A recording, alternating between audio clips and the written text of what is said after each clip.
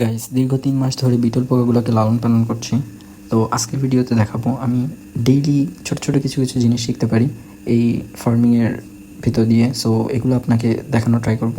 আজকে যেটা শিখলাম সেটা হচ্ছে এই যে পিউপাগুলো, এই পিউপাগুলোকে আমরা কাপের ভিতরে মাদার হওয়া পর্যন্ত, লাইক একটা বিটেল হওয়া পর্যন্ত না রেখে, এগুলোকে যখন পিউপা হবে তখন আমরা এই কাপগুলো খালি করে আবার নতুন করে একটা দিতে পারি। বাট ফার্স্টে কী করছি, যখন পরিপূর্ণ মাদার হয়েছে তখন গিয়ে এই কাপগুলো খালি করছি। বাট এটা দরকার না, পিপাগুলোকে একসাথে রেখে ডেইলি একটু দেখাশোনা করলেই যেগুলো হচ্ছে বিটেল হয়ে যাচ্ছে সেগুলোকে আপনি আলাদা করে রাখলেন পিপো বক্স থেকে, আর এই কাপগুলো আপনি আবার লার্ভা দিয়ে মাদার বানানোর জন্য দিতে পারবেন। তো এই প্রসেসটা কী হবে, আপনার জায়গা স্পেস যদি কম থাকে তাহলে এটা বেঁচে যাবে।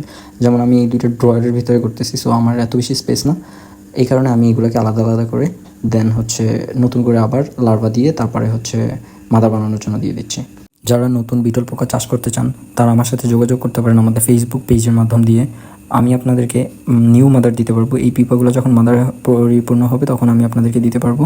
আমার থেকে আপনি লাইক সর্বনিম্ন অর্ডার নিতে পারেন, যেমন 50 পিস, 40 পিস, 30 পিস এমনও দিতে পারি আমি আপনাকে মাদারগুলো। সো আমার কাছ থেকে আপনারা অ্যাট দ্য স্টার্টিং নিতে পারেন, কাজ আমিও এত বেশি আমারই এখনও গ্রো করে পারি নাই।